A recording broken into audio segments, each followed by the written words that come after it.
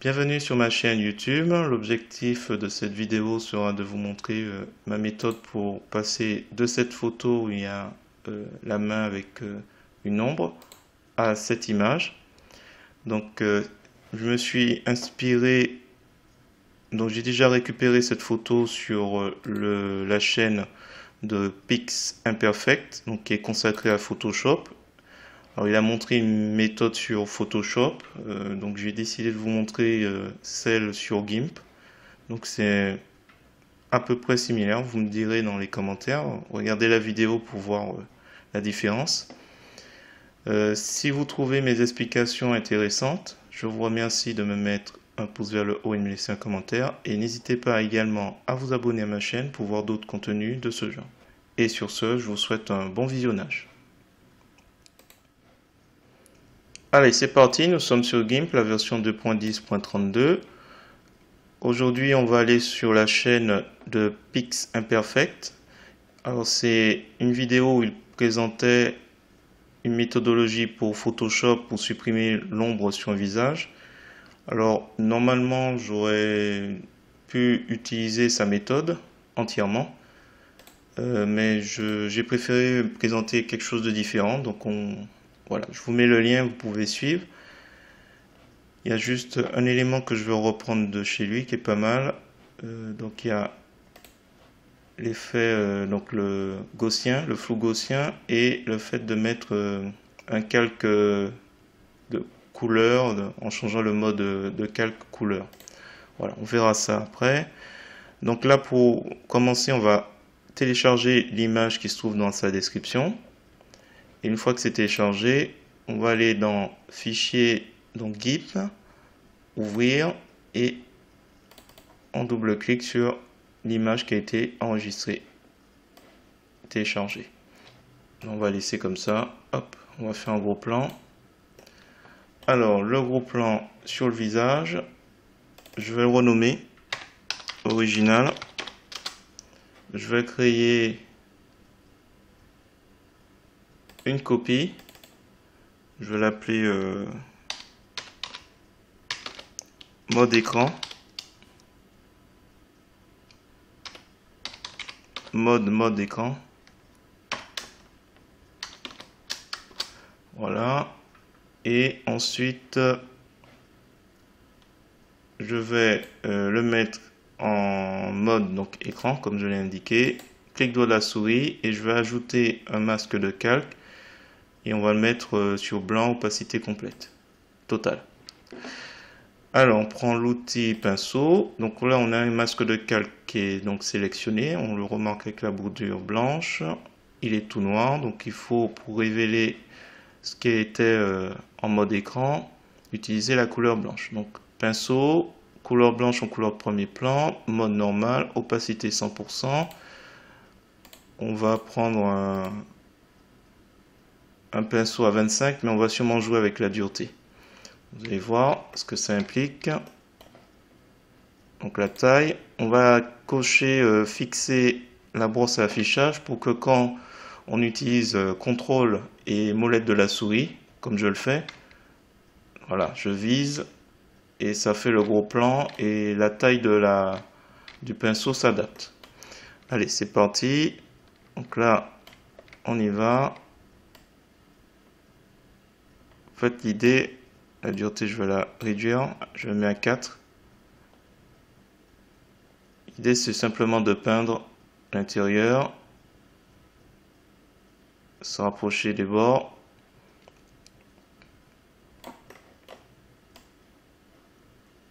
Et ainsi, comme ça, j'espère.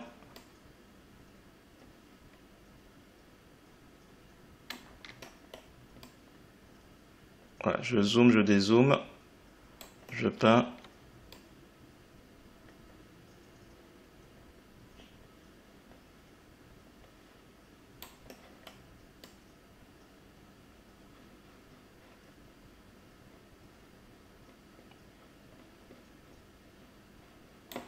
Alors si je dépasse comme là sur la main, on peut rattraper.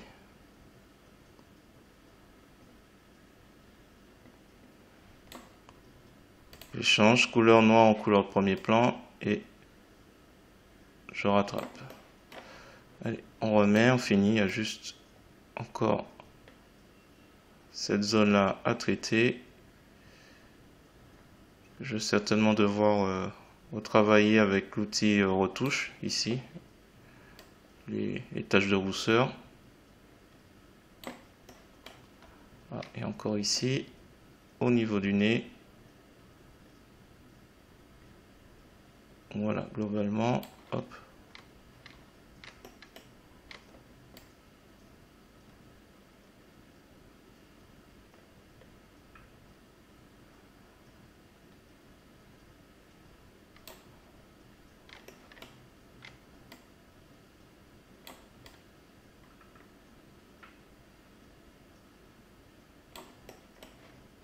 On reprend un petit peu ici. On va déborder un petit peu. Bon, bref, on n'est pas obligé d'être ultra précis puisque après, en fait, on va utiliser le flou gaussien pour améliorer la transition. Hop. Alors, flou gaussien sur le masque de calque, filtre, flou, flou gaussien. Et là, on va augmenter gentiment.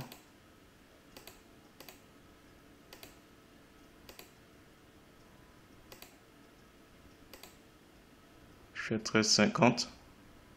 Donc on regarde hein, là où ça répare le plus, on s'arrête. Là, je pense que quand j'étais à 13, c'était déjà pas mal.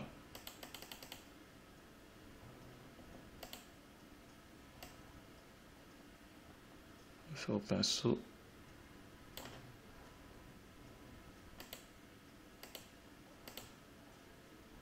Bon. Allez, on reste sur 13,56. Alors ensuite, on va encore jouer un petit peu avec le masque de calque. En poussant avec l'outil de barbouillage.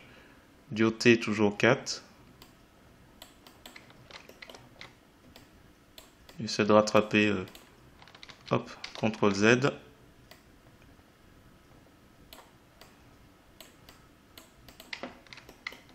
Alors ce qui est bien, c'est qu'il avait mis... Ah, attends, on va finir.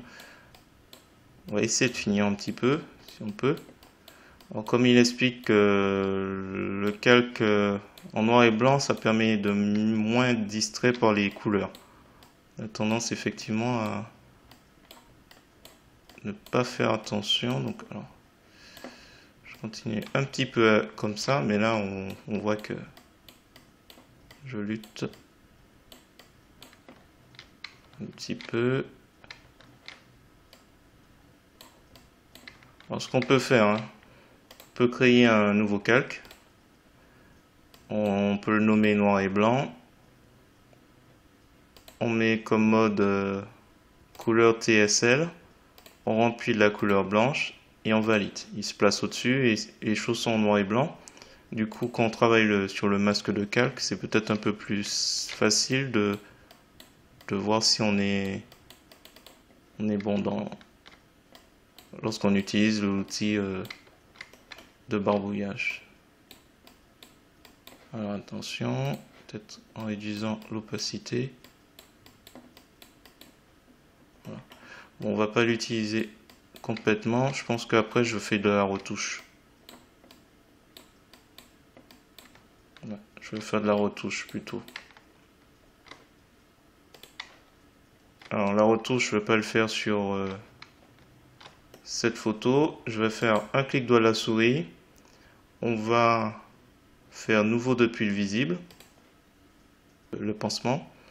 Dans les options de l'outil, on s'assure qu'on est à 100%. Donc là, la dureté est toujours de 4. Donc on va y aller en prenant ici, on appuie sur la touche contrôle, on prend ici comme zone et on passe gentiment sur les endroits où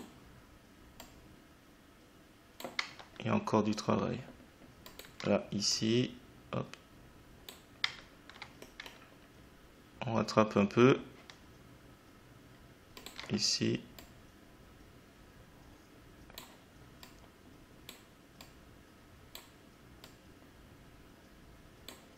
Voilà. Alors le fond, normalement, c'est bon.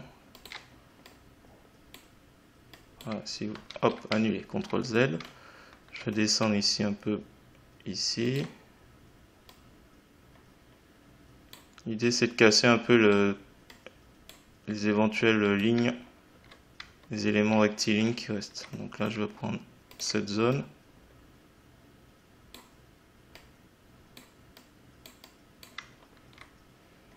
Alors le fond OK, l'ajout OK et là ici. Alors là ici, donc juste pour rappel, je vais me débarrasser de celui-là, c'était juste pour dire que c'était possible. Donc le calque noir et blanc. Donc là normalement il n'y a pas de droit, donc là c'est un peu sombre, mais on va en profiter pour retirer un peu les imperfections. Donc là par contre, qu'est-ce que je vais prendre? Donc il me faut une zone de référence, on va prendre ici. CTRL, CTRL, on clique, on a la zone de référence et on passe gentiment. Voilà. C'est juste histoire de... On fait attention avec correcteur, il faut vraiment zoomer. Et puis faire attention parce que si vous êtes proche de notre environnement, il prend en référence tout autour.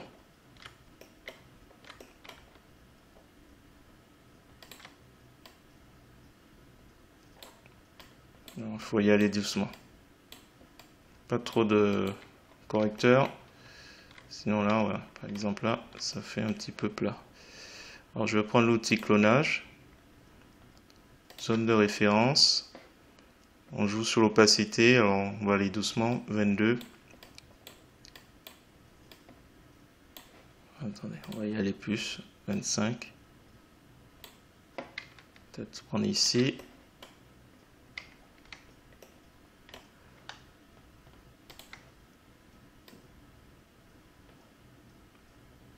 Oh, c'est vraiment pas trop la peine. Hein. CTRL Z. Je commence à être un petit peu trop dessus. Alors il y a ici aussi. J'aimerais bien le retirer. Donc, il faut y aller doucement. Hein. Donc CTRL ici. Non, trop fort. Je descends opacité. Je veux vraiment atténuer l'aspect. Ça n'a rien à voir avec l'ombre normalement, puisqu'il n'y avait pas de droit ici. Voilà. Hop, on va s'éloigner un petit peu.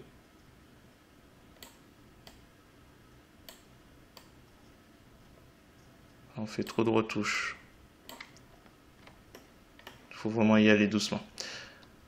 Je vais m'arrêter là, je pense. Pas la peine d'aller plus loin. Ici, peut-être un petit peu. On reprend l'outil correcteur. Et on va prendre...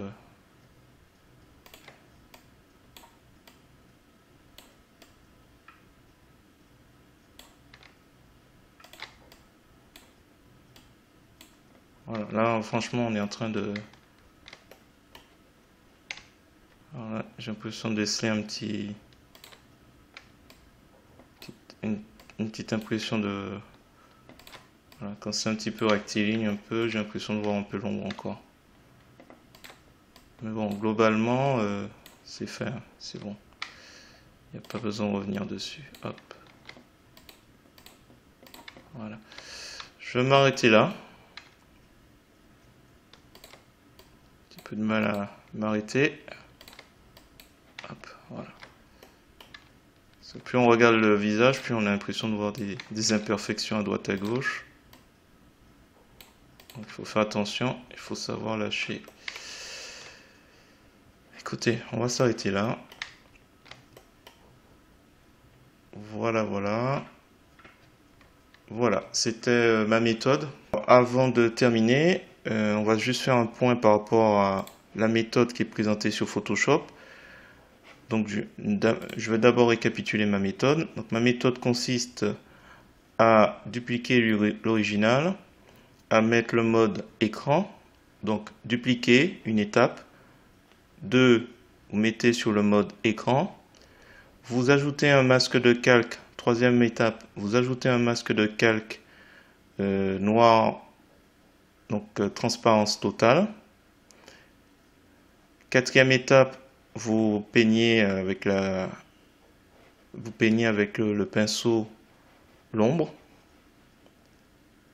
Cinquième étape, vous utilisez sur le masque de calque le flou gaussien pour améliorer la transition entre ce que vous avez peint au niveau de la main et le visage. Sixième étape, c'est à vous de voir si vous la faites, c'est de créer un calque blanc mode couleur LCH ou TSL pour utiliser l'outil de barbouillage et voir soit avec l'outil de barbouillage, soit avec l'outil pinceau, donc avec les bons réglages, si vous pouvez améliorer à nouveau la transition. Et septième ou sixième étape, ça dépend si vous l'avez fait la sixième, vous créez nouveau depuis le visible, donc clic droit à la souris, nouveau depuis visible, donc il va prendre une photo et il va créer un nouveau calque de toutes vos modifications. Et là, on va alterner entre l'outil correcteur et l'outil clonage pour améliorer la transition. D'accord. Donc on est à cette étape. Par rapport à la chaîne Pix Imperfect, donc là nous avons une étape où il sélectionne la main. Voilà. Deuxième étape, il va utiliser les courbes pour éclaircir la zone. Troisième étape, il va ajouter le calque color et il va le remplir de couleur blanche pour voir les éléments en noir et blanc, donc pour être moins gêné par la couleur.